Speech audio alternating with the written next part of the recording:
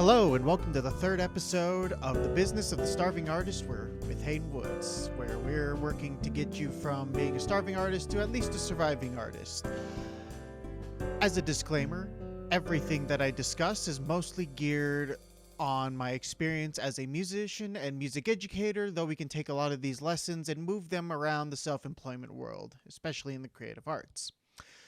Today, I wanted to start with a little bit of research that I'm looking into for someone who asked about this particular instrument on the screen.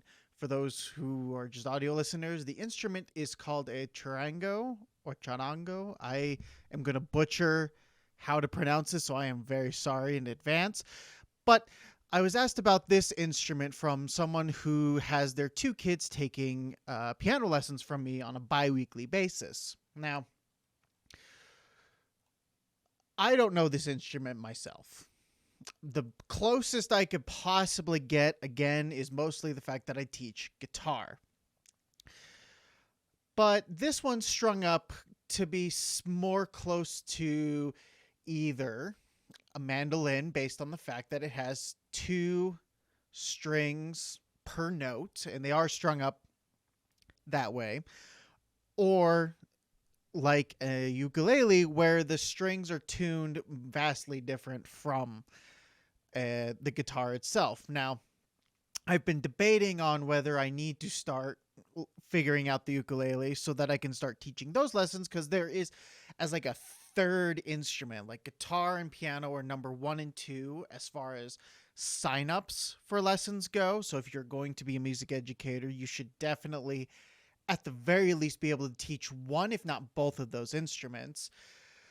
But then ukulele is kind of that third wheelhouse instrument. And what I've also been noticing is that, at least up here in the Bozeman, Montana area, like how when we were kids in 4th grade, we used to learn recorder or even like auto harp before getting into band. Well, now I'm starting to see, for those looking to get into orchestra programs or just kind of that 4th grade threshold in general, ukulele is becoming that instrument. And I've had to talk with a student who's on baritone ukulele, which is strung up like the first 4 strings of any standard guitar, that when she goes to learn this in her class, it's going to be different.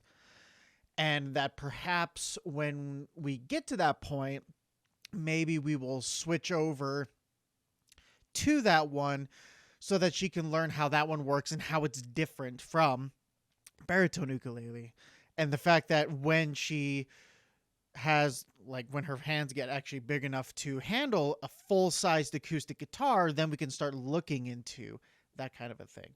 But anyway, so I'm looking at this instrument because, again, somebody asked me to see if I could teach this to them. And ultimately, like, looking at this right now, I don't have the skill set necessary to be able to do this, but I could look into perhaps perhaps how to learn how to play ukulele as a stepping stone for something like this. This might be something where I just provide the client with a bunch of extra resources outside of my own realm in order to help with that. And this basically transitions into the topic of today, which is about being able to adapt to certain situations, or to, in my case, different instruments. And also this idea that when you're a creative individual, from a business standpoint, you're essentially a lifelong student. You're never done learning. You're figuring out things as they kind of appear. So we're going to start on the adaptability side, like what things can come up that we need to address or need to work around in order to make this possible for you to succeed in your business. And I've got a few examples. The first one I'm going to use for like working with a student that maybe has a different way of learning, because obviously from an educator standpoint you have to be able to cater to as many students' needs as possible. It's nice when a majority of them kind of all learn the same way. You can give them the same kind of rep and they'll get it. But for others who either have a learning situation, or especially even for like the older adult learners where it is harder to learn something, we have to cater to these kind of changes. um, there was a student that has actually, I think there's been a couple of students in my studio where it hasn't been confirmed, but it was kind of starting to show signs that maybe there's some form of dyslexia or some kind of a reading ability. Now, for music, the letters would be difficult to figure out. But for one student in particular, what we had done is we started creating shapes, like very basic shapes, though, because I don't know the fullest extent of this different learning curve. And so I tried to figure out, at least to the best of my knowledge, what could possibly work. Using very distinct shapes for this student in particular seemed to work with figuring out, okay, if it's a square, you're in the middle of the keyboard.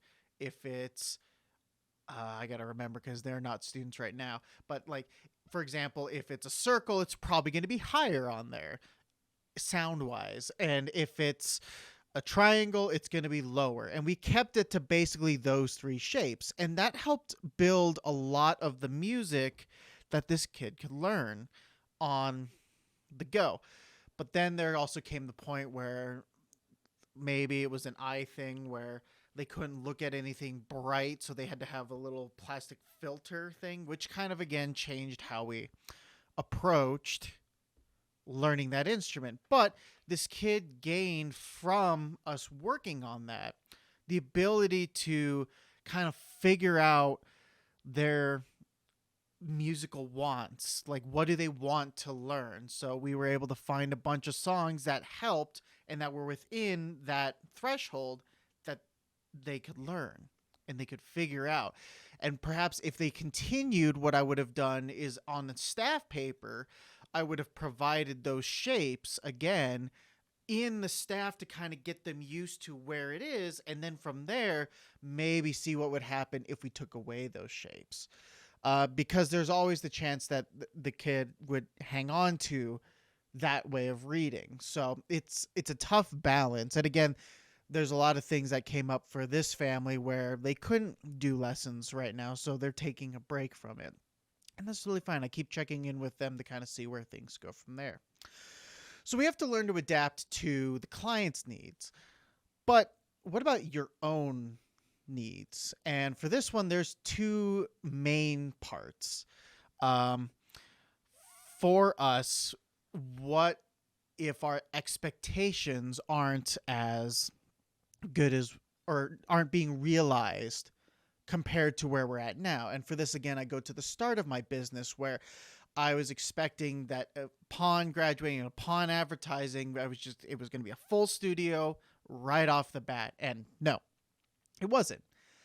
And basically I had to learn that way how to change my marketing of myself in there. Because in the beginning, there was only figuring out, okay, I'm going to hit the music stores to put up some advertising. I'll get on a list or two, and then maybe try to reach out to the schools. Again, with the school side, that doesn't, at least up here, it didn't work because we're not, or they're not supposed to advertise like on a business level. Like they can advertise colleges because that's kind of the next step for music or band, but for a business standpoint, that makes it more difficult. So the workaround there was I would go teach a master class and then I would provide a letter saying, hey, I was at the school today teaching a master class on either trombone or on music in general. If you would like more information or if you would like to take lessons, here's my info. Just to keep it out of the school's liability. Um, but I wasn't utilizing the online format as much. And I mean, I still am working on that, hence this podcast, hence trying to figure out online lessons or even just having on demand video of something. Um, but the biggest one that I can work with is using the Facebook groups, like the local community groups to start with, to kind of get that base clientele going before figuring out, okay, how do I branch out from there? And this is where I'm at right now, is how am I going to branch outside of where I'm at right now? Because like right now it's almost 2 o'clock, which means on the East Coast compared to Mountain Time, there's 2 hours where I could teach online to somebody through a screen. And if I could string them one right after another, I could get a maximum of, I would say 3, because I would need to be able to leave my house at 3:30 my time to go teach my in-person lessons. So there's going to have to be some kind of change there. There's also the unprecedented moments like when we were all shut down. How do we navigate a change that's way outside of our control? Um, and for this one, there were a lot of things that probably wouldn't happen again, at least I would like to say in our lifetime, but as far as I'm concerned, being 31 years old, I think I've lived through about 3 or 4 once in a lifetime moments, like the housing crash and then COVID, and then, oh, here we are, another kind of financial somewhat crisis, trying to figure out what's going to happen. So I've been there, done that kind of a thing. Leads me to think that we just need to be kind of prepared for a lot of things. For the COVID pandemic, when we were all locked in, there, for my business, was this just loss of my entire business and trying to figure out, okay, what do I need to do in the event that I lose that again? Because luckily we got things like stimulus checks. We got things like the expanded unemployment for a lot of us who suddenly were out of work. We got small business grants that were extended to self-employment individuals. But is that going to be around the next time something happens? So we need to build a foundation that we can lean on if we absolutely need to. So thinking about from a financial standpoint, okay, we need to set some funds aside for moments where we're going to lose work. Consistently, I have a summer drop where the number of students that are taking lessons during the school year goes down during the summer because it's summertime. They want to go do things. I want to go do things. The idea is that next August, I'm going to be traveling out of the country for a little bit, and it'll be fun. But I need to plan for that because the house still has to get paid. All the bills still need to happen. And I'm losing income because of that, on top of the regular summer thing. So how do we deal with this? Well, I introduced a summer only lesson program where for those who aren't going out but also couldn't take lessons during the school year, they could pay for a summer block. And this last summer it was only 8 weeks. The previous summer it was 12. And I think I'm going to kind of keep it probably in that 8-week, maybe 9-week program, just to keep a flow of students coming in. Now, there are still plenty of students that stayed on this summer, and I'm grateful for that, because then that meant I didn't have to lean on the savings that I put together just to survive the summer. And that's something where in a future episode, we're going to have to deal with the financial side of this. We've already talked about like how to price yourself and how to value your time last episode, episode 2. But in a future one, we need to figure out how we're going to use that money to either help build the business or to build this safety net that is absolutely necessary. So I guess the premise of that, or kind of the big takeaway, is we need to start thinking about weathering the changes in our business, whether it's something like that, where it's quote unquote the bad times, or even in the good times. Again, being a music teacher, I'm at a point right now where I'm basically at capacity for the main times that I would have, the after school. But what if I want to, again, expand beyond that? I'm going to try online lessons. I'm trying this podcast. Maybe I need to think about the next step in getting out of sole proprietorship and maybe form some kind of an LLC. Maybe I need to prepare for hiring an extra teacher by contract to be able to take on the overflow that has occurred within this last couple of years. So there's a lot of logistics that we have to think about. So for your own business, you need to think about what are some things that are going to happen in your business, even things that may seem unreasonable, because as we've kind of seen over the last few years, anything can happen. So we kind of need to prepare for enough of these changes so that we can weather them, again, bad or good. Let's pull up a new notepad and let's build something together. So, weathering the good or the God, the good or the bad.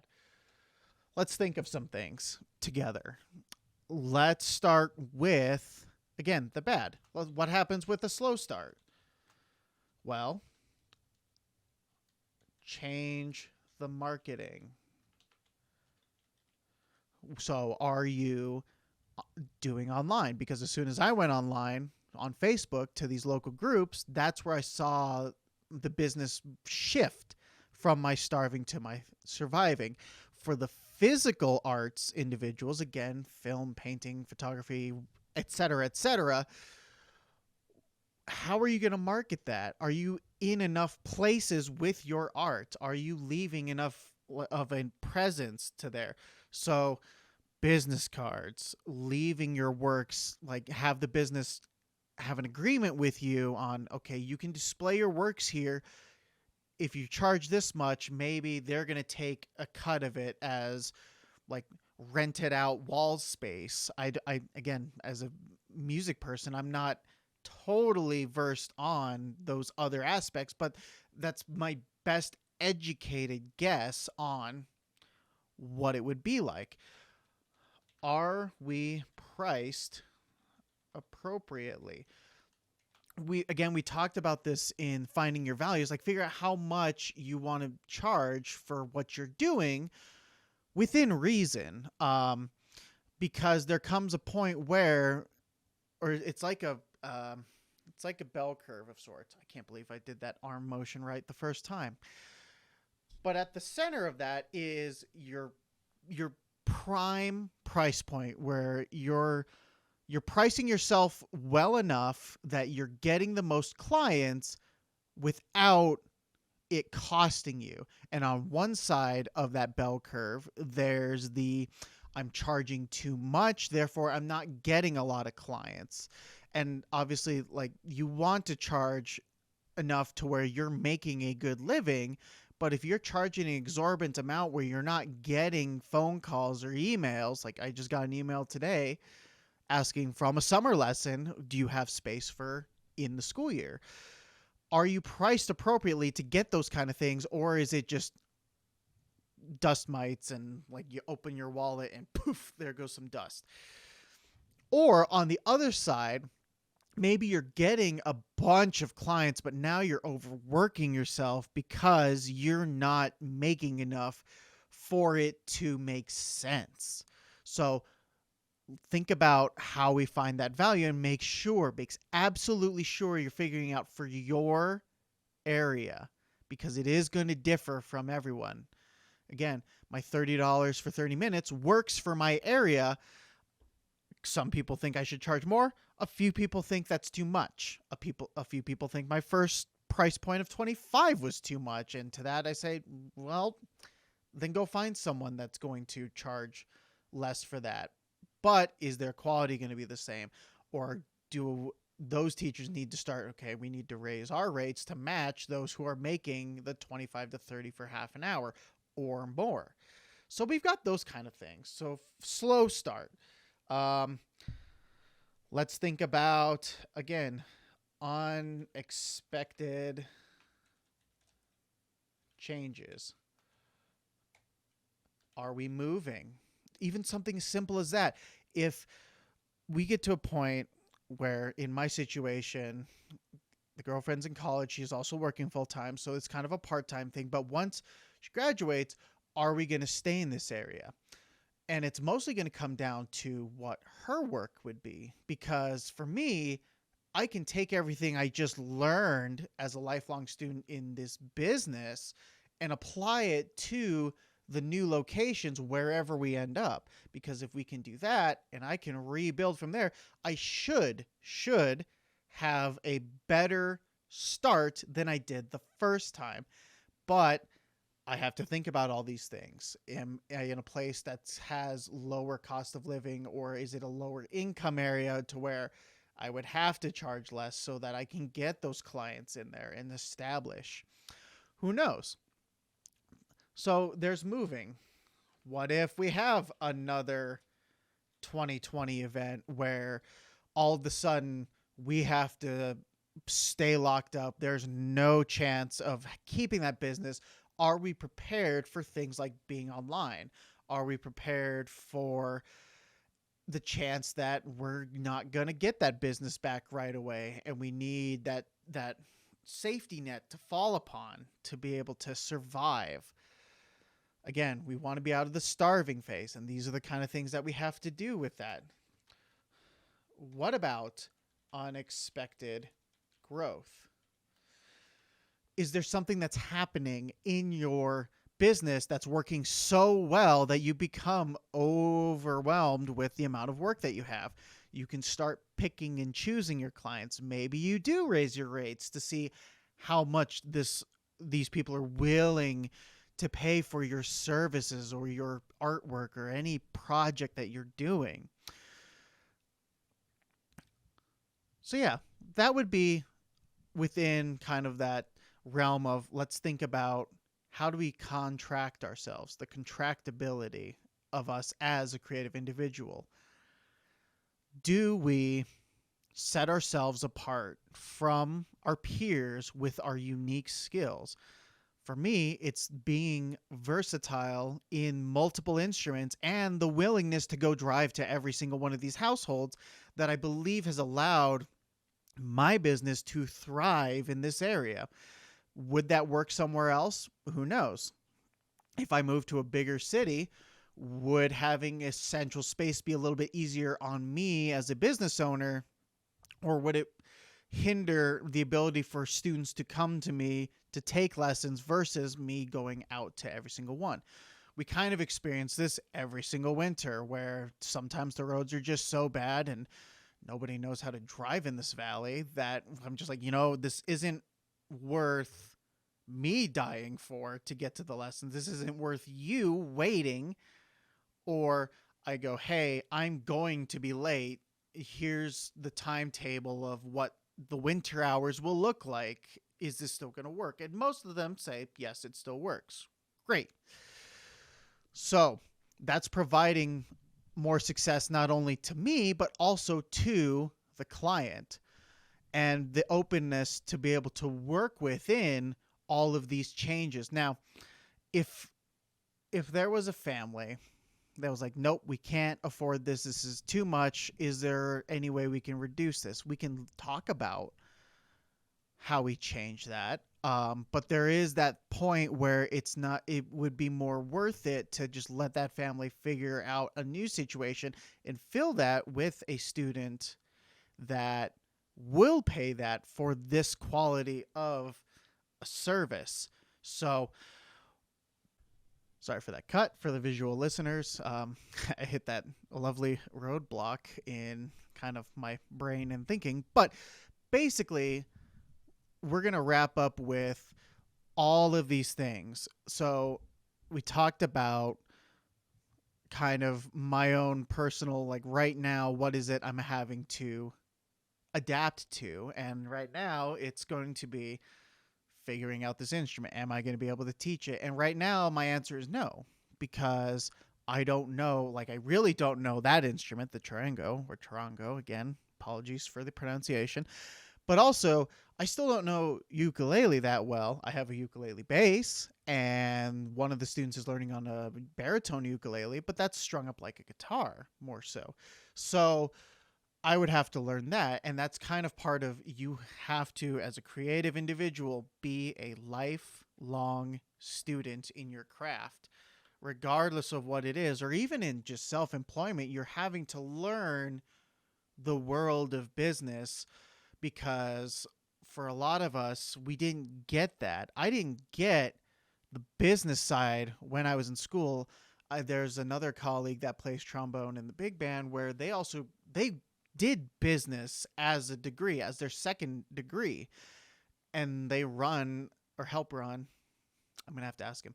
They work at a shop here, helping run it using that business side of that degree. So maybe it's something where if you're going to go to school for any of these creative things, maybe you should take a business class or two of some sort, take an accounting class, definitely learn how the tax system is going to work, figure out, I'm sure this will talk about things like dealing with supply for those who are physical artists, or for me, purchasing new instruments, building out the studio. So we kind of have to figure out all of these different things. And then how do you set yourself apart with those skills, or with this lifelong learning that keeps you in this business for basically the rest of your life? Because, I mean, I personally don't have any plans on retiring from teaching music or being a musician. It's kind of why I picked doing this, because I'm basically I'm going to die or live and die as a musician, and that's how it's going to be. It's going to be great, but we have to get to that point. So with all of that said, thank you for tuning in to The Business of the Starving Artist, episode 3, Adaptability and Being a Lifelong Student. Again, anything helps. So I have a tip jar, even just kind of listening in and helping me gauge what this podcast is capable of is also just help enough for right now. So with that said, thank you guys so much for listening, and until next time.